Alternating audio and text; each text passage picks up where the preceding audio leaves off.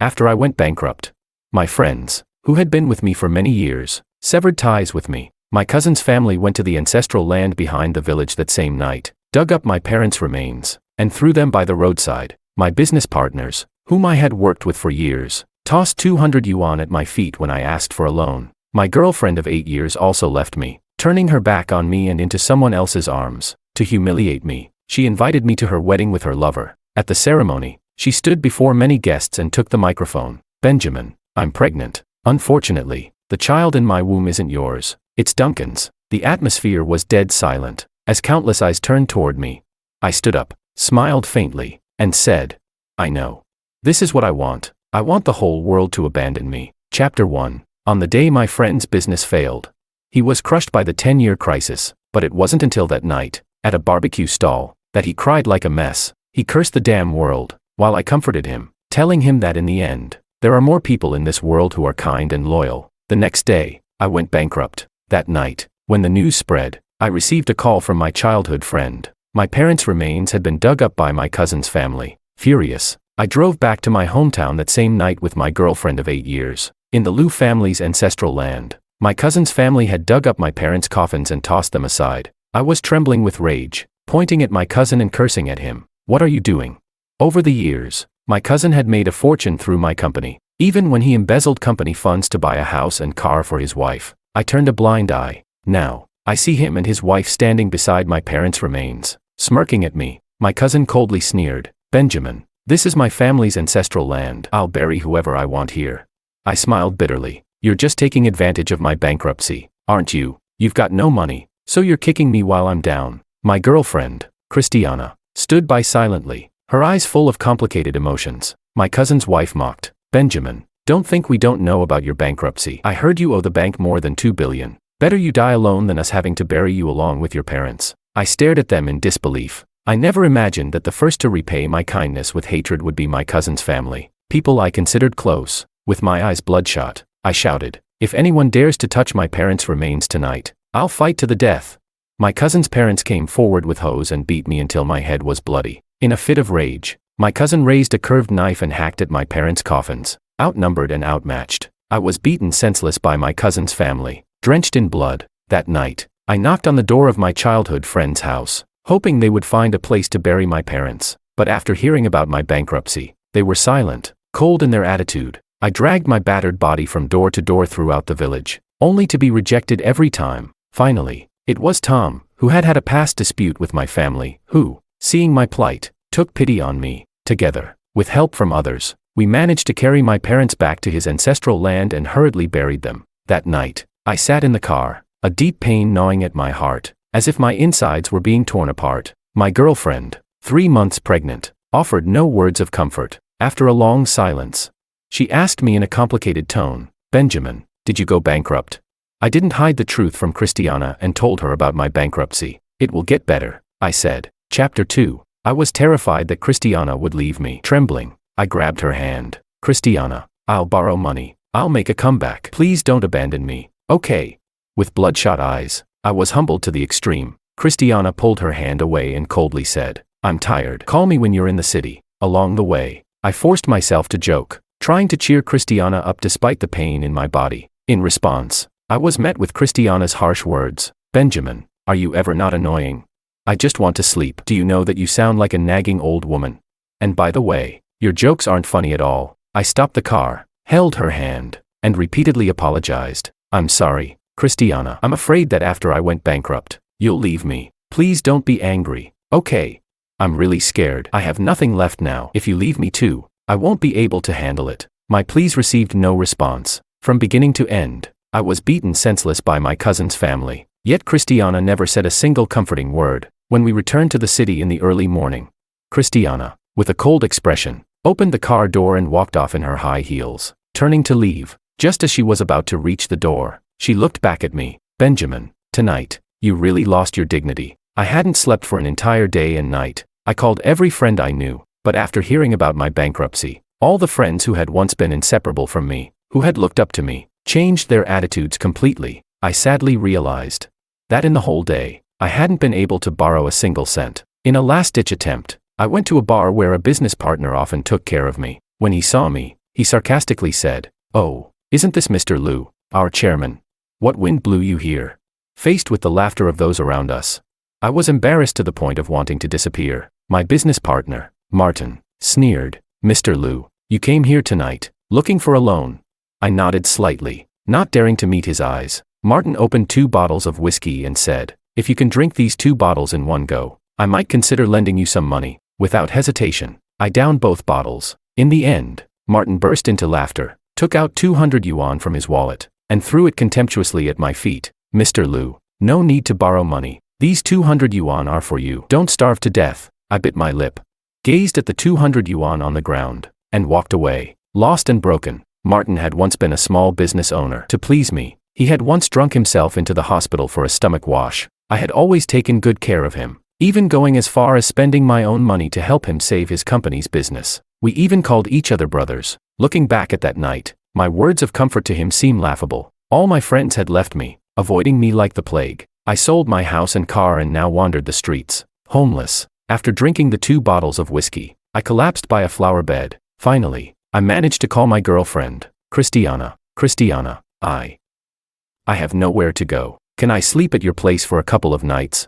On the other end of the line, there was a long silence. Just as I was about to break under the tension, Christiana coldly spoke, "Benjamin, let's break up. Being with you, I'm really exhausted. You can't give me the life I want." Before I could say anything, she hung up the phone. I immediately rushed to Christiana's house. At the sight of my desperate pleas, Christiana impatiently opened the door and walked out. When I saw her, I dropped to my knees without any dignity left, my voice trembling as I cried, "Christiana, please, don't leave me. I have nothing without you. I love you. I really love you so much. I swear I will pull through. Just give me a few years, and I'll give you the life you want." I held on to Christiana's legs. With no pride left as a man, I was as humble as dirt, crying uncontrollably. Chapter 3. In just a few days, half of the hair on my head turned gray. "Christiana, all these years, I bought you bags worth over 100,000, watches worth tens of thousands, sports cars, and villas. I know you still keep those things. If you sell those bags and watches, can you lend the money to me?" 8 years, a whole 8 years. Everyone around me treats me like this. I can endure, but you can't. I gave you everything. Christiana disdainfully shook off my hand. She stood high, her arms crossed over her chest, looking down at me. "Benjamin, those things were gifts from you, willingly given. They're my possessions. Why should I sell them all to gamble on an uncertain future for you? I wasted my 8 years of youth on you. Please, let me go." "Okay." The arguing outside drew Christiana's parents in. Along with her parents, I saw a man. His name was Duncan, Christiana's first love. The moment I saw Duncan, it felt like a lightning strike. My body froze. "Liu, my daughter has already broken up with you. If you dare to harass Christiana again, I'll break your legs. Right now, you're worse than a dog." He, who had once been polite and smiled at me, now held a kitchen knife in his hand and cursed angrily. Panicked, I stammered, "Sir, even the villa you're living in right now was bought by me. Are you telling me that now you won't even pull me up from this situation?" Christiana's father coldly snorted. "The property deed is in my daughter's name. If you think we're going to sell the house, you're dreaming." Christiana's mother wielded a broom and kept hitting me. Duncan watched with a gleeful expression. His family had some money, his parents ran a business, and they drove a Mercedes SUV. Tonight, he looked at me and sneered. "Oh, by the way, I forgot to tell you. In 2 weeks, I'm marrying Christiana." At that moment, I realized Christiana had been secretly in contact with Duncan all along. Christiana, indifferent to my pleading, watched coldly, full of disgust. "Benjamin, tonight, you're like a dog. Thank God my daughter left you." Christiana's father showed me no mercy. In front of everyone, he belittled me to the point where I felt like nothing. I trembled all over, feeling as though the world had abandoned me, alone, kneeling in place. 8 years, I spent nearly 10 million on all of you. I almost handed my life over to Christiana. So what if it's money? Even without it, life goes on. Christiana slapped me hard across the face. She yelled sharply, "Benjamin, can you stop embarrassing me? I don't love you anymore. The life I want, Duncan can give me. You can't. You can't even afford a meal now. Do you want me to support you for the rest of your life?" In the end, Christiana's parents kicked me out from her doorstep. I had only 50 yuan left in my pocket. I tried calling every contact in my phone. To my sorrow, not even 500 yuan could anyone lend me. In the following days, all the office equipment from my company was taken away. The collection calls never stopped. Not for a second, as Duncan had said. 2 weeks later, he married Christiana. to humiliate me. Duncan specifically prepared an invitation and sent me a photo of it. The wedding cost his family over 2 million yuan. Not giving up, I went to the hotel where the wedding reception was held. I loved Christiana. Even now, I clung to that last shred of hope. As soon as I entered the banquet hall, countless eyes turned to me. Hey, isn't that the bankrupt Mr. Liu? Who gave him the courage to show up today? Watching his girlfriend of 8 years marry another man, that's just too interesting. The whispers around me drowned me out, like a storm. Chapter 4. I ignored the crowd and walked straight up to the stage. Amidst the clamor, I grabbed Christiana's hand. Christiana, come with me. To my surprise, Christiana forcefully pulled her hand away from mine, and in front of all the guests, she slapped me across the face. She mocked me. Benjamin, who do you think you are? A penniless man like you is worse than a dog. With you, how dare you try to ruin someone else's wedding? Laughter erupted from the crowd below the stage. Someone deliberately raised their voice, saying, Mr. Liu, stop embarrassing yourself. Do you even know your place? How dare you come here to steal someone's bride? Christiana's father and mother rushed onto the stage, punching and kicking me. Her mother sneered, Benjamin, have you looked at yourself in the mirror? At that moment, Christiana looked at me with a hint of mockery and said, I forgot to tell you, Benjamin, I'm pregnant, but the baby isn't yours, it's Duncan's. Hearing those words, my mind went blank. I staggered backward and almost collapsed to the ground. Then I slowly closed my eyes. In the eyes of those watching, I opened my eyes again and smiled bitterly. When I had money, the whole world revolved around me. But now that I'm broke, I'm as low as a dog in your eyes. My cousin's family dug up my parents' bodies. All my friends distanced themselves from me. Even my girlfriend of 8 years didn't hesitate to betray me. The crowd watched in silence. As I spoke, tears uncontrollably streamed from the corners of my eyes. In that moment, my heart felt like ashes. Get off the stage, Liu. All you've done is cling to my daughter, just because you want money, right? Christiana's mother opened her wallet and threw 1,000 yuan at me with force. I didn't look at the cash scattered on the ground. Instead, I looked at Christiana and asked, so, was our love really built on money? Christiana gave me a mocking smile. Do you even have a penny left? I laughed bitterly and scanned the crowd. Finally, I softly spoke. Christiana, actually, I haven't gone bankrupt. Christiana didn't react at all. Instead, the mocking smile on her face grew wider. Benjamin, didn't you just want to use this excuse to win me back? You've had your company emptied out. You sold your cars and house. What face do you have left to stand here and talk? What are you waiting for? Hurry up and get out. Christiana started calling security. The crowd below began gossiping as well. I think Benjamin couldn't handle the shock and went mad. Doesn't he know what he looks like? Trying to steal someone's bride like this. Chapter 5. Before I could leave the wedding reception, I saw my cousin's family rushing over, looking tired and dusty. As soon as they saw me, my cousin's wife screamed, see, I knew it. Christiana is getting married today, and I knew Benjamin would be here. My cousin strode toward me. He grabbed my collar roughly and growled, Liu, don't think that just because your company went bankrupt, everything is over. I still own 5% of the company's shares. At the company's peak, that was worth over 20 million. Hand it over. Under the gaze of the crowd, I calmly looked at my cousin and said, when I started from nothing, your family was deep in debt from your gambling. More than 2 million. I used my own money to pay off your gambling debts. Your parents came to me with you, kneeling outside my company, begging me to give you a job and a chance. The 5% of shares you have were also given to you by me. You've embezzled company funds, lived recklessly, and bought your wife a house and car. The holes you dug, I paid to fill. At this point, I turned to look at Christiana's family. My voice grew louder. For 8 years, I bought you bags, watches, luxury cars, and villas. And what did I get in return? My cousin's mother sneered. That was your choice, wasn't it? Benjamin, you're just an idiot. You've got no one to blame but yourself. My cousin punched me in the face, knocking me to the ground. His broad frame pressed down on me, his foot firmly on my face, while his parents held down my arms and legs. My cousin wouldn't relent, shouting, Benjamin, my 5% stake is worth 20 million, not a penny less. Don't think I don't know where you buried your parents. If you don't hand over the money, I'll go back to the village and dig up your parents' bones. Feed them to the dogs. My cousin's parents laughed, their amusement cruel. Christiana, arms crossed, looked at me with an air of satisfaction. My cousin's mother then said, how about we just strip him of everything he's worth and sell it to pay the debt? Debt should be paid. It's only right. I struggled wildly, but it was useless. My cousin's foot remained firmly planted on my face. Duncan laughed. Even if you beat him to death, he still won't have a penny to his name. My cousin said, it's fine if he can't pay up.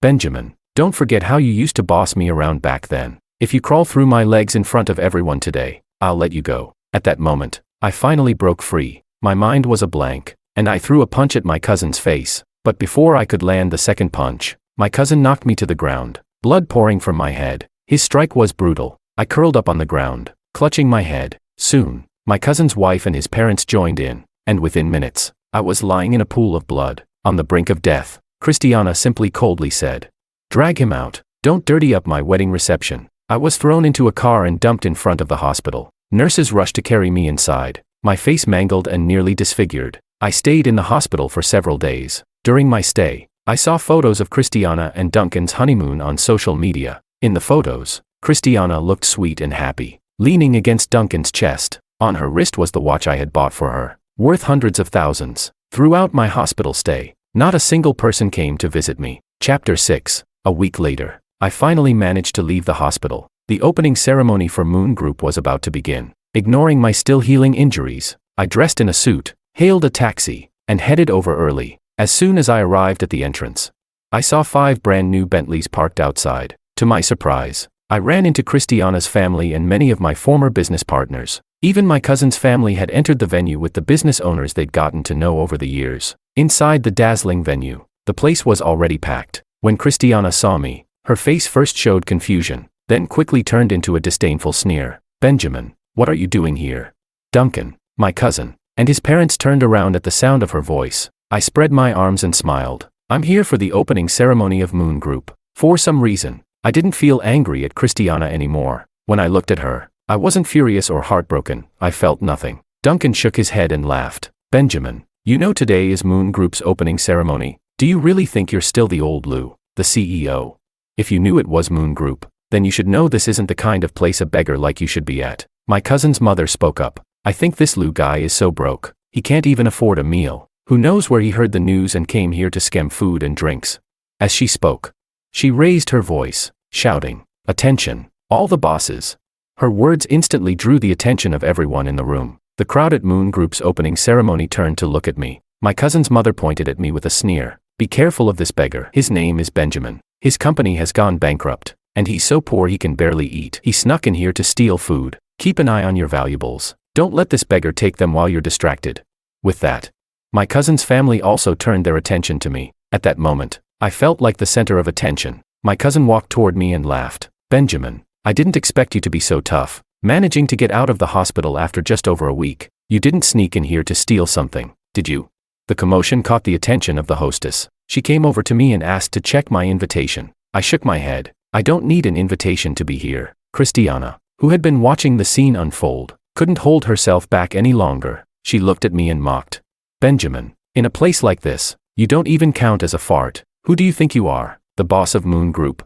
And you say you don't need an invitation?" Amid the laughter and mockery from the crowd, I casually nodded and gave a smile. "You're right. I am the boss of Moon Group." Christiana rolled her eyes. "Benjamin, I think you've really lost it. Good thing I broke up with you back then." My cousin laughed loudly. "Lou, if you're the boss here, then I must be Jesus. Don't put a pig's nose through a leak, pretending to be an elephant." I ignored their insults. I wasn't bothered by them anymore. They could do whatever they wanted, but one day, I would get back at them tenfold, or even 100-fold. I reached out and, under my cousin's astonished gaze, slapped him across the face. "Pablo, you'll regret this soon enough." My cousin's wife sneered. "Lou, I think you should leave now. You're not in a place where you can act up like this. Moon Group is a key focus of the city, and if anything goes wrong, you won't be able to handle the consequences. Where are the security guards? Get this beggar out of here." The room fell silent. Even my former business partners wore strange smiles. Before anyone could say anything else, a woman in a sexy outfit took the microphone and walked up to the stage. Everyone knew the opening ceremony of Moon Group was about to start. I found a seat and sat down casually. The woman on stage talked about the future development and grand vision of Moon Group. She spoke quickly and efficiently, then addressed the crowd. "Next, let's invite our Moon Group's chairman to give a speech." At that moment, I slowly stood up and walked toward the stage. Chapter 7. As I walked past Christiana, she froze for a moment and said, "Benjamin, the chairman of Moon Group is called that, not you." On the other side, my cousin's family and several of my former business partners all looked at me. I ignored them, turned to Christiana, and smiled, saying, "I told you, I am the chairman of Moon Group. Don't you know that Moon Group is a restructured company?" which means we broke up the old group, integrated resources, and created something much larger. But with someone like you, who only cares about money, you wouldn't understand. As I walked toward the stage, several senior company executives, who were seated closest to the podium, stood up one by one. They nodded and greeted me. Chairman Liu. Chairman Liu. The number of people standing and acknowledging me increased. Step by step, I walked onto the stage and took the microphone from my secretary. I didn't offer any polite pleasantries. Instead, I looked down at Christiana's family and my cousin's family, their faces pale. Today, during the opening ceremony of Moon Group, I have a few announcements to make. First, as the chairman of Moon Group, I am announcing that from now on, we will be suspending all business collaborations with former clients. Second, I will unite with some like-minded friends to target Duncan's family business. Third, the entire legal department of Moon Group will do everything in its power to sue Pablo for embezzlement and illegal appropriation of company funds at his previous company. Fourth, I will recover every cent I spent over the past 8 years on my ex-girlfriend. With every word I spoke, Christiana's face grew paler. As for my cousin, he was already slumped to the ground, his face ashen. I stood on the stage, smiling at my cousin. The amount of embezzled funds he stole was enough to put him in prison for life. Although I had personally covered those debts, I had kept all the evidence of his embezzlement close to me. After making these statements, I looked back at Christiana. I've never gone bankrupt. In fact, my business is expanding more and more, and I've built it into a large group. I handed the microphone back to the senior executives and turned to leave the stage. Before I could reach the elevator, Christiana and my cousin's family rushed over to me. Christiana, emotional, grabbed my arm. She spoke frantically. Benjamin, if you weren't bankrupt, why did you lie to me? I shrugged and smiled. When did I ever say I went bankrupt? The company simply restructured and needed a larger space. You mistook it for bankruptcy. Since you think I'm bankrupt, I just went along with your idea and pretended to be bankrupt. If I hadn't, would I have been able to see your true colors? Christiana panicked. She gripped my hand tightly. I'm sorry, Benjamin. I didn't mean to. It's my parents. After they found out you were bankrupt, they kept pressuring me to break up with you. She turned to shout at my cousin's parents. It's all your fault. If it weren't for you, I wouldn't have broken up with Benjamin. In a fit of anger, Christiana pushed her mother-in-law to the ground. You two old fools. Why did you force me to marry Duncan? It's all your fault. Christiana hurriedly knelt in front of me. Benjamin, please, forgive me. Give me another chance, please. If it weren't for my parents, I would never have broken up with you. I kicked Christiana away, coldly speaking to her. Christiana, have I ever given you a chance? Do you know? That night, when I kneeled in front of you and begged you not to leave, I was giving myself one last bit of hope. Christiana, we'll see each other in court. Everything your family has spent of mine over these years, I'll take back. Every single cent. My cousin and his wife were blocking the elevator doors. My cousin was already pale with fear. Chapter 8. My cousin's wife and his parents pulled at my arms, pleading for me not to call the police. I slapped my cousin's wife across the face and coldly said, I've already been more than generous to your family. I can let anyone off, but not your family. It seemed like something clicked in my cousin's wife's mind. She quickly said, Benjamin, don't forget, my husband still has 5% of the shares in your company. I smiled and responded, 5% of the shares were in the old company. What does that have to do with the current Moon Group? Besides, haven't you even looked at the contract? There's a clause that says the shares were given to you for free, but if I ever change my mind, I can buy them back for $1 at any time. You can't refuse. You fools didn't read it carefully. You heard that I was giving you shares, and you eagerly signed your names without thinking. My cousin's family was utterly hopeless now. My cousin's parents began cursing at me. Benjamin, Pablo is your cousin. We're family. I laughed in anger. I pointed at these two old people and yelled, family. When I went bankrupt that night, you dug up my parents' bones from Liu family's ancestral land.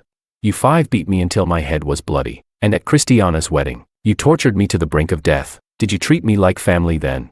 I crouched down on the floor and slapped my cousin's face. I said to him, Pablo, with the more than 10 million you embezzled, you'll be doing hard labor in prison for many years. Trash. Even if I lose everything, I'll make sure your whole family never finds peace. I tried to leave, but Christiana grabbed onto my foot. Benjamin, I was wrong. I know I was wrong. Christiana was crying uncontrollably. I'll go get an abortion and divorce Duncan. If you're willing to forgive me, I can sever ties with my parents right now. I smiled at her. Christiana, you're just a woman who lifts others up only to step on them. Now that you've come crawling back to me, I don't even want to look at you. I can't even imagine a woman more worthless than you. Get ready to sell your house and car. I kicked Christiana off and turned to enter the elevator. No sooner had I left The police arrived and took my cousin Pablo away. As for the house and car, I did sell them. I wanted to buy a bigger villa and upgrade to a more luxurious car brand. Chapter 9. After the bankruptcy, I saw human nature for what it truly was. In front of a Bentley, I saw my friend,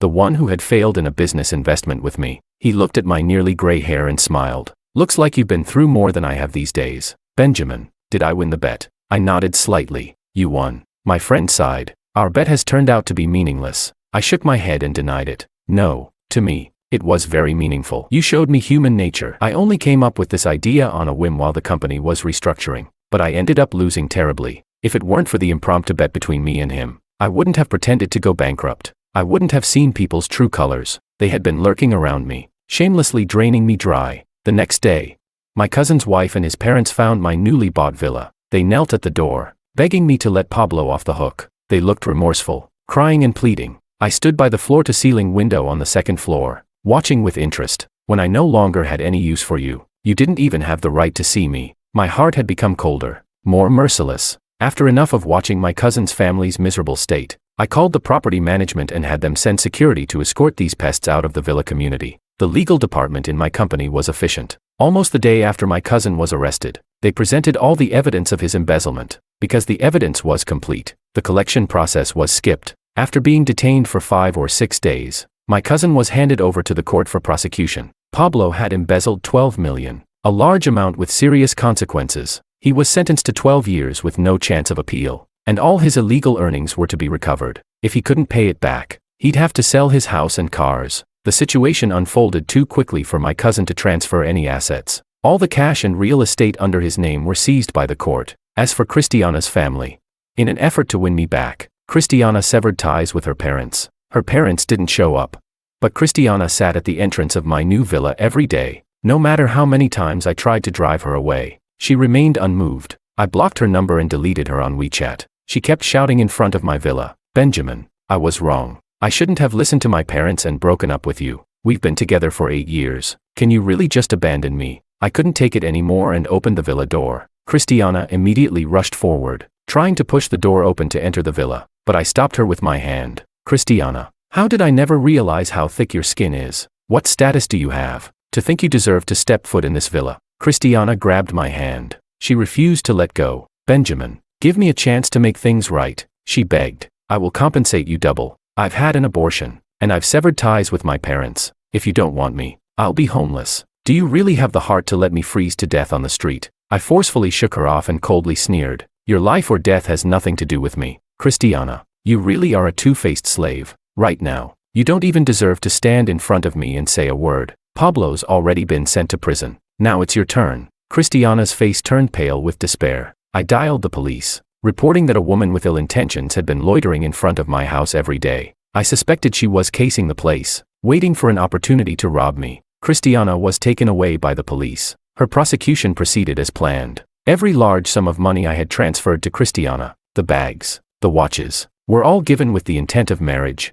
even though there was no written agreement. The court would support it. It took me several days to organize all the gifts I had given Christiana over the past 8 years. The total came to more than 30 million, including the villa where she now lived, which I had bought for 15 million. The 4 or 5 luxury cars under her name were worth over 10 million, over 30 million. And not once did Christiana contribute a penny when I pretended to go bankrupt. Despite this, she still had the audacity to kneel in front of her house and beg. The court quickly scheduled a trial for Christiana. As the plaintiff, I presented all the records of the large transfers to Christiana, invoices for luxury items like bags, watches, cars, and the villa. It was a thick stack of evidence. Christiana tried to resist, but with the overwhelming evidence, the trial didn't take long, and the verdict was handed down. She lost the case. She was ordered to pay back over 30 million. In the courtroom, Christiana collapsed, even though she had severed ties with her parents. Now, their villa would be repossessed and auctioned off. Years ago, Christiana's family sold their old house to move into the villa, but now they had squandered the money.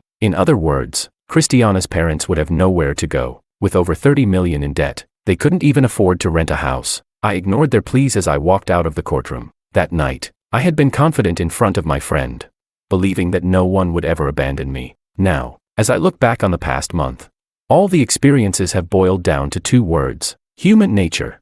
After pretending to go bankrupt, I left chaos in my wake, All those who had kicked me when I was down didn't escape. Everything they had taken from me would be paid back tenfold. This revenge was far from over. It had just begun.